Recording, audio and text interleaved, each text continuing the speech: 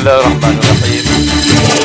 Alhamdulillahirrabbilalamin. Wassalatu wassalamu ala ashrafil anbiya'i wal mursalin wa ala alihi wa ashabi ajma'in. Terima kasih Yang Berhormat Datuk Dr. Marzuq, pengerusi majlis pada malam ini. Yang Berhormat Tan Sri Mahidin Haji Mak Yassin, pengerusi Perikatan Nasional yang dapat bersama pada malam ini. Satu tepukan untuk Tan Sri. Yang Berhormat Datuk Seri Saifuddin Abdullah,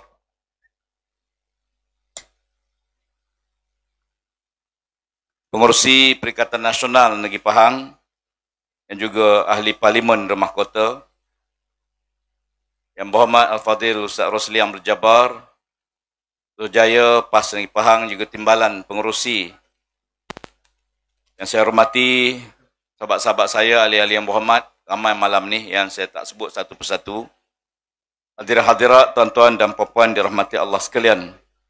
Assalamualaikum warahmatullahi wabarakatuh dan salam sejahtera.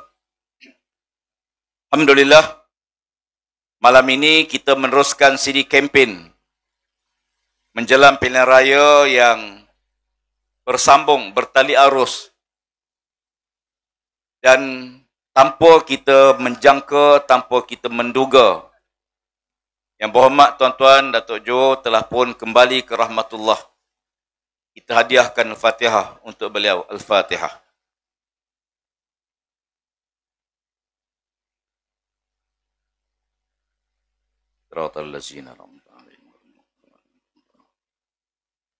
Kata sekalian, terima kasih banyak. Dalam pilihan raya adalah peluang. Tuan-tuan semua diberi peluang oleh Allah Ta'ala untuk memilih pemimpin, wakil rakyat. Dan sejarah pelangai ini tidak pernah ada parti-parti lain yang memenangi sejak merdeka sampai hari ini. Dia hanya dikuasai oleh Barisan Nasional. Hingga ada yang menyangka kalau kita nak pembangunan, kita kena kekalkan BN. Ramai yang melihat kalau pilih pembangkang, kita tak akan ada pembangunan, tak ada kemajuan. Tuan-tuan di sini tak jauh pada teriang. Don teriang, don yang dimenangi oleh pembangkang turun-temurun daripada DAP. Sekarang baru DAP jadi kerajaan. Sebelum ini DAP menjadi pembangkang. Turun-temurun, 7 kali pilihan raya. Cuba tuan-tuan bandingkan di antara pembangunan teriang dengan pelangai. Nak jawab soalan, ada orang menganggap kalau kita nak kekalkan pembangunan, kena pilih parti memerintah. Tuan-tuan tengok apa yang berlaku, perbandingan jelas. Teriang jauh lebih besar, lebih maju, lebih banyak bangunan berbanding dengan pelangai. Sebab ada orang menganggap bila pilih pembangkang tak ada pembangunan. Tuan-tuan dah pilih parti pemerintah berpuluh tahun, apa pembangunan yang ada? Baru nak janji nak buat bank, itu pun kalau dalam sebulan ni tuan-tuan tak ada bank, saya yakin 2-3 bulan pun tak akan ada. Sebab tu bagi kita, pilihan raya ini peluang memilih pemimpin, bukan soal pembangunan. Pembangunan tanggungjawab mana-mana kerajaan. Sebab tu kalau dilihat, semua bandar-bandar besar dikuasai oleh pembangkang, bukan soal pembangunan. Pembangunan tanggungjawab kerajaan. Siapa saja di kerajaan, dia mesti menyediakan pembangunan. Dan kita kena faham bahawa memilih pemimpin ialah memilih orang yang mewakil kita ke dalam Dewan Negeri untuk gubal peraturan undang-undang dalam konteks negeri Pahang. Demikian juga dalam konteks parlimen. Sebab itu kalau kita lihat, Al-Hukamat menyebut An-nas ala dini mulukihim. Rakyat akan ikut corak hidup pemimpin mereka. Sebab itu penting pemimpin itu dipilih. Bahkan kalau kita lihat dalam sejarah Islam, waktu Nabi wafat, dalam keadaan jenazah Nabi belum dikebumikan, sahabat-sahabat terus berhimpun memilih siapa yang akan jadi khalifah. Bayangkan tuan-tuan, Sayyidina Abu Bakar, Sayyidina Umar, semua tinggal jenazah Nabi. Bergegas pergi bincang runding siapa nak jadi khalifah. tinggal jenazah Rasulullah. Jenazah Nabi penting. Memang kita tahu semua orang sayang Rasulullah. Kita berada pada bulan kelahiran Nabi SAW. Tapi nak tunjuk pentingnya kepimpinan dipilih hingga Sayyidina Abu Bakar As-Siddiq, Umar Al-Khattab, sahabat-sahabat lain termasuklah beberapa tokoh-tokoh kibar sahabat tinggal jenazah Nabi. Menunjukkan pada kita penting kita pilih pemimpin yang dia nak meneruskan kepimpinan. Adapun yang wafat diurus dikebumikan dia. Sebab itu bila kita diberi peluang, saya sebut tadi dalam dialog bahawa di Malaysia kita sambung menyambung. Selepas pilihan umum, kita ada pilihan 6 negeri. Belum selesai pilihan 6 negeri, tiba-tiba ada pilihan kecil. Di Johor. Sambung di Johor. Di Pulai. Simpan Jeram. Tengah duk berada Johor, tiba-tiba dapat berita kekosongan kursi di Pelangai.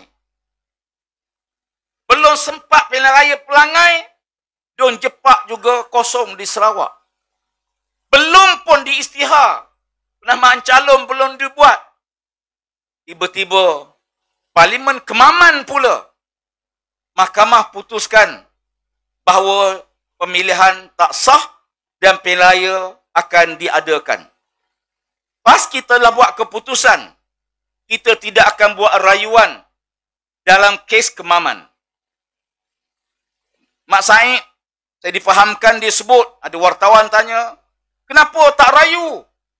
Ikut kami lah. Ya. Kita tak nak buat rayuan. Sebab mahkamah buat keputusan tidak menamakan siapa-siapa pun dalam kes yang berlaku di Kemaman. Sebagaimana juga Kuala Terengganu. Kuala Terengganu, calon kita Datuk Ramzat dibenarkan bertanding semula. Sebab dia tak terlibat dalam insiden rasuah yang dituduhkan, yang dibicarakan. Sama juga dalam kes Kemaman. Bagi kami, kita lebih suka beri mandat semula pada rakyat, biar rakyat pilih semula siapa wakil yang mereka kendaki. Di Kuala Terengganu, Datuk Amzat dulu menang dalam pilihan umum. Majoriti 40,000. Buat pertandingan semula, waktu pilihan negeri, Kuala Terengganu ada pilihan raya. Majoriti naik 47,000 majoriti. Kemaman, Ustaz Alias, yang berhormat Alias, menang majoriti 27,000. 27,000. Sebab tu kita tak bantah keputusan mahkamah. Itu keputusan mahkamah. Walaupun dari segi logiknya, kata yang hadir dalam majlis itu 500 orang. 500 itu terpengaruh dengan program ini, akhir undi BN semua, 500. 27,000 tolak 500, ada 26,000 lagi. Tolaklah 10, mungkin keluarga dia, anak keluarga dia, sebagainya. Majoriti 27,000. Sekarang kita dah buat keputusan PAS bersama dengan rakan kita BN dalam bersatu dalam Perikatan Nasional, kita akan adakan, kita tidak akan buat rayuan, bermakna tuan-tuan harus ready untuk sambung lepas Pelangai, jangan balik melainkan selepas Kemaman. Apa macam? Saya ingat ada satu sejarah Islam yang hebat di Madinah di zaman para sahabat. Seorang laki-laki bersungguh-sungguh menyuruh anaknya mengahwini seorang wanita di Madinah. Ayah dia kata, kamu kena kahwin dia. Kahwinlah dia. Dia tengok wanita tu tak ada nampak hebat sangat. Tapi bapak dia ni suruh kamu ambil dia. Kamu rugi kalau tak ambil dia. Akhirnya dia pun kahwin. Pada kahwin, isteri dia biasa je. Macam wanita lain. Tak nampak kelebihan, tak nampak hebat dia. Ternyata waktu dia dihantar ke medan perang melawan Parsi masa itu, isteri dia mengantar dia ke medan perang. Waktu dia naik kuda untuk pergi perang, Isteri dia pesan satu pesanan pada dia. Jangan balik selagi tak menang. Oh macam? Jangan balik selagi pelangai tak menang. Boleh? Tak ramai jawab. Yang jawab ni orang pelangai. Kau tahu berapa lama dia pergi perang? 25 tahun. 25 tahun. Confirm Islam menang, Parsi kalah satu demi satu. Setelah confirm menang, dia balik semula ke Madinah. Tuan-tuan bayangkan 25 tahun waktu dia pergi, isteri dia tengah mengandung. Dia balik dalam keadaan dia tak tahu di mana rumah dia. Berubah. Dia terus pergi Masjid Nabi Madinah. Sembahyang Maghrib. Ada seorang pemuda sedang mengajar di masjid tu. Pemuda tu ialah anak beliau. 25 tahun. Ini perjuangan. Kita tak sampailah tahap itu. Tapi kita ni ada pilihan raya yang sambung menyambung. Semoga insya-Allah momentum Perikatan Nasional akan terus kekal hingga kita ambil alih kerajaan nanti insya-Allah. Tiada perkara yang mustahil. Ma asaba min musibatin illa biiznillah. Sesuatu tidak akan menimpa kamu, tidak akan berlaku melainkan dengan kehendak izin Allah Subhanahu wa taala.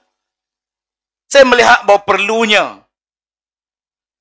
pilihan raya pelangai ini diberi mandat kepada Perikatan Nasional. Supaya tuan-tuan rasa perbezaan, perubahan. Kalau kita kekal parti yang lama, yang sama, tak ada apa-apa. Kalau nak lihat perubahan, kena buat perubahan. Kalau tak buat perubahan, beginilah. Habis pilihan raya, petugas-petugas akan balik. Tuan-tuan akan ada di sini. Beginilah keadaan dia. Tidak ada usaha yang berbeza. Sebab kalau kita nak perbezaan, kita harus menunjukkan buat satu perubahan. Dan kuasa perubahan berada di tangan tuan-tuan sebagai pengundi. Sebab tu bagi kita, ya, dalam kita menggarap usaha-usaha pembangunan yang ada, ataupun usaha-usaha yang ada dalam negara kita. Ya. Saya, ialah, dibesar dalam suasana Felda. Lama. Ya. Saya pernah jadi wakil rakyat Dun Jengka dalam kawasan Felda. Dan berpuluh tahun bergeloman dengan peneroka-peneroka Felda. Tahu masalah yang sedang dihadapi oleh peneroka Felda. Sebahagian besar cabaran yang ada depan kita hari ini bukan cabaran yang biasa. Yang dibina zaman Tun Razak. Almarhum Tun Razak telah pun letakkan asas Penang Felda. Tetapi untuk ke depan, generasi kedua, ketiga, maka kena susun satu hala tuju baru pembangunan Felda. Kalau tidak, dia tak selesai, masalah akan berulang. Isu tanah sebagai contoh. Generasi kedua, ketiga, soal pemilikan tanah. Bila berlaku kematian suami, kematian isteri. Bagaimana pengurusan tanah tersebut dari segi faraid? Siapa punya pemilikan? Peringkat anak mungkin 10 orang. Cucu dah 20, 30. Bagaimana kalau cicit cuik nanti? Ini akan jadi masalah besar pada masa depan Felda. Isu hutang peneroka Felda. Yang disebut tadi, insyaAllah Tan Sri akan ulas berhubung dengan hutang. Pinjaman saham tuan-tuan untuk beli saham Felda. Saya nak bicarakan soal hutang Felda. Hutang pembangunan ladang. Bila tanam semula, berapa kos yang tuan-tuan kena bayar? Kos tanam semula. Dulu kita ada simpanan tanam semula. Peneroka simpan. Lebih kurang dalam 18,000 untuk tanam semula. Ada potongan tanam semula. Apa yang berlaku hari ini, kos tanam semula bila kita sampai bil kepada peneroka, berapa yang tuan-tuan kena bayar hutang tertunggak? 80,000, 90,000 sebahagian. Termasuk hutang jalan dalam ladang Felda. Sebab tu kita minta kekalkan, dapatkan data lengkap hutang peneroka Felda. Supaya tuan-tuan sebagai peneroka, tuan-tuan tahu berapa hutang saya. Setiap bulan pendapatan kita dipotong. Tapi potong bahagian mana? Sebahagian kita terpaksa tanggung hutang sambung menyambung. Dah mati pun hutang masih ada lagi. Betul tak? Hutang Felda. Sebab itu kita lihat akhirnya bila berlaku demikian, sebahagian di antara kita terpaksa kita serah kepada Felda untuk urus ladang. Tak apa, ini pilihan masing-masing. Ada yang nak buat sendiri. Ada yang nak buat dengan serah pada Felda. Yang serah pada Felda, Felda akan urus ladang tuan-tuan. Cukup bulan, tolak hutang, berapa baki tuan-tuan dapat. Sejarah harga sawit paling tinggi zaman Kerajaan Perikatan Nasional. Kita mentadbir. Masa itu 1,000. Tuan-tuan dapat berapa? 1,700, 1,600. Sekarang berapa ratus? 600. Pernah mencapai lebih pada 1,000. Sampai ke peringkat pendapatan pada masa itu, alhamdulillah, kita pengeluar minyak utama dunia. Dan bila berdepan dengan COVID, isu besar kami dalam kabinet pada masa itu ialah bagaimana kita nak benarkan sektor ladang ini tak boleh tutup. Ini bukan mudah, tuan-tuan. Kalau kita benarkan pekerja ladang pada masa itu, kita bimbang risiko COVID. Tapi kalau tak benar buah sawit diambil, buah akan masak, akan gugur. Negara ukuran tak dapat hasil. Tuan-tuan juga tak akan dapat hasil. Kita benarkan sektor ladang dapat jalan macam biasa. Keputusan ini sangat beresiko. Tapi di antara dua masalah, kepentingan keselamatan rakyat di segi COVID dan kawalan supaya jangan ada jangkitan. Kita berdepan dengan masalah pekerja asing yang balik kerana COVID pada masa itu. Beratus tan sawit yang tak dipungut kerana pada awal-awal sektor perladangan diserang, masuk ke sektor-sektor lain. Sebab itu tuan sekalian, waktu kritikal ini bukan soal penyakit saja. Nak fikir macam mana rakyat tak boleh keluar rumah, makanan ada atas meja masing-masing. Tan Sri buat keputusan, negara keluarkan dana. Walaupun zaman tu sebelum tu PS, kutip derma, negara akan bankrupt. Bila kita ambil alih, kita keluar. Pastikan semua rakyat ada makanan atas meja masing-masing. Sekarang nak beli beras, kena baris. Sekarang dibuat jualan murah, tuan-tuan. Jualan beras rahmah. Nasib baik ada pilihan kecil. Saya nak sebut, tanggungjawab kerajaan bukan mewujudkan kedai rahmah. Ini bukan kerja kerajaan. Tanggungjawab kerajaan bukan mari jual, bawa farma, bawa 2-3 lori kontainer beras, jual buah murah. Itu bukan kerja kerajaan. Tanggungjawab kerajaan pastikan semua negara kita murah. Bukan 1-2 tempat saja murah. Itu bukan kerja kerajaan. Bagi Maidin boleh buat. Bagi subsidi pada Maidin, Maidin jual murah. Contoh, tanggungjawab kerajaan ialah memastikan seluruh rakyat dalam negara kita dapat bekalan dengan harga yang murah. Sebab tu kita lihat, fokus kita sekarang ni bagaimana untuk kita selesai masalah secara menyeluruh. Yang pelik,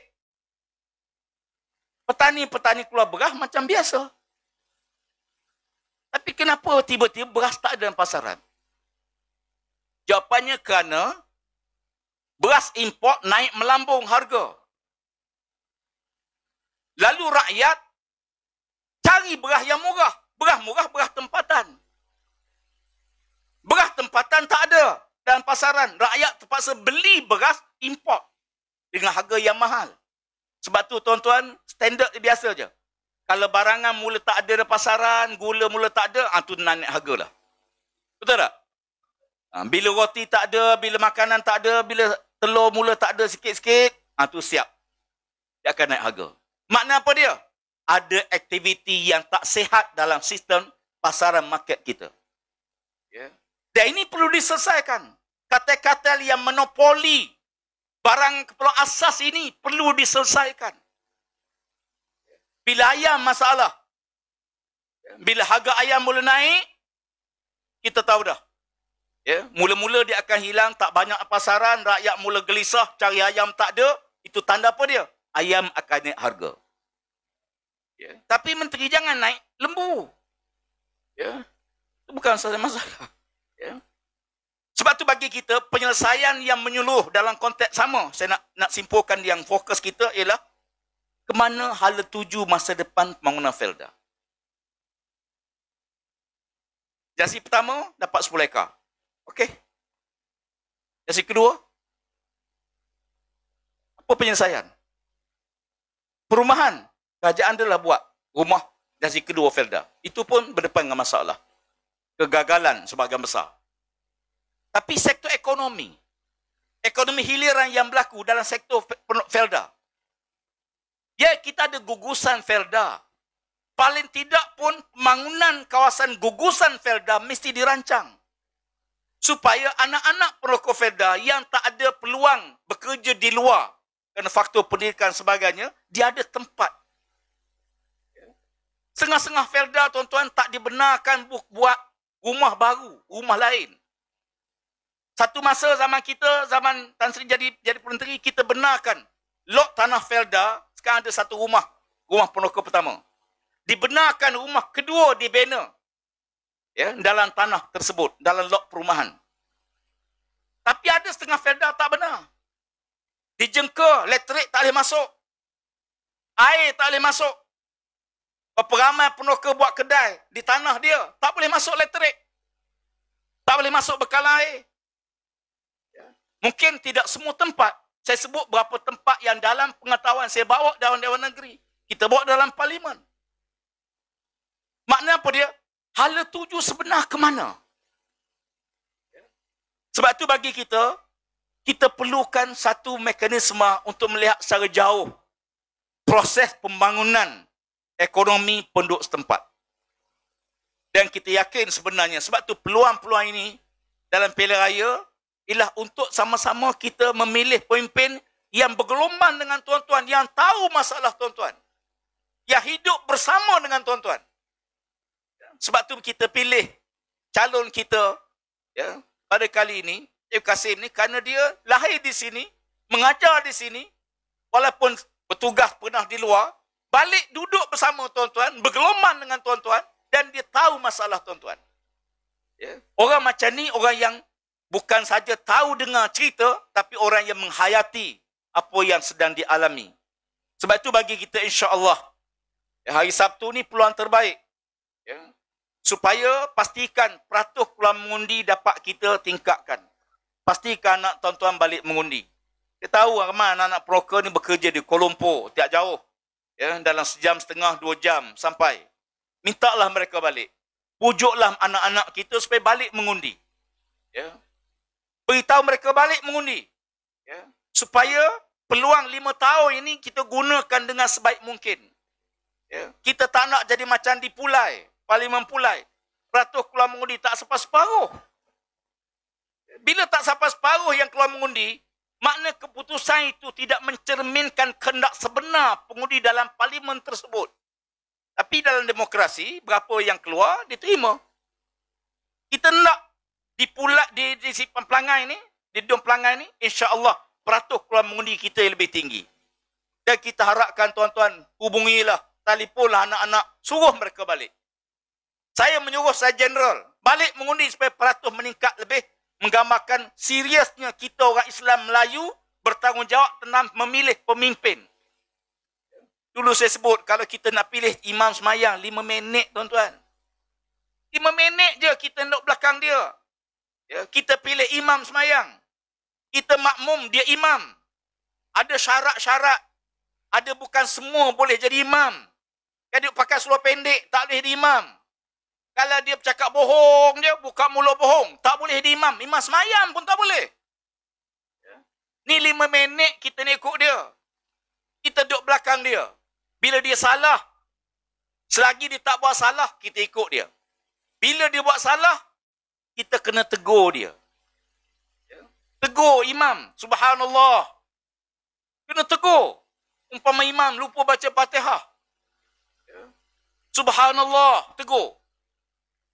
Dia tak peduli. Tegur lagi. Subhanallah. Kadang-kadang ada imam ni, bila makmum tegur dia, dia marah ke makmum. Dia pusing belakang. Apa subhanallah, subhanallah? Itu kita nak ikut dia 5 minit, bukan 5 tahun. Sebab tu calon kita yang kita bawa ni tuan-tuan, kalau daripada PAS lah, daripada bersatu sama. Kita cek dengan rekod di Jabatan Polis, dengan Custom, dengan SPRM. Ada tak kes-kes jenayah dia? Tak ada. Dalam PAS kita bawa majlis syura. Tengok pula, teliti calon tu. Latar belakang calon tu. Tak boleh seorang yang fasik, tak layak dia calon dalam PAS. Fasik mana pelaku dosa besar yang tidak bertaubat pada Allah. Ya. Tak boleh, tak layak dia calon. Ya. Pemimpin mesti bertanggungjawab sebab jawatan ni amanah Allah. Bukan ghanimah yang kita nak berebut. Sebab tu dalam PAS, bukan calon. Siapa mari minta, tak akan layak jadi calon dalam PAS. Ya. Tapi parti pilih. Parti nak kamu, parti nak supaya bertanding. Sebab tu pengalaman saya jadi Pesuruhjaya PAS Pahang. Ya, saya pernah sebut beberapa tempat. Kita ada pengalaman yang agak menarik untuk kita kongsi generasi muda. Seorang yang dipertua PAS di Lipis. Namanya Ustaz Kasim. Ni Cikgu Kasim, ni Ustaz Kasim. Tiap kali bertanding pilihan raya, dia terpaksa jual sebidang tanah untuk bayar deposit pilihan raya. Sebab dalam PAS, parti tak sediakan deposit. Calon sediakan deposit. Hangus.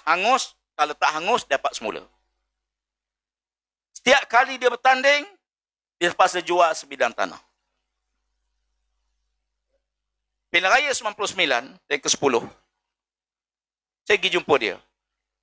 Kata Ustaz, almarhum Ustaz Fadil minta Ustaz, masa tu Ustaz Fadil jadi presiden, Ustaz bertanding. Dia tarik nafas panjang. Dia kata, saya hanya ada satu tapak rumah saja lagi. Saya ada tapak rumah saja lagi.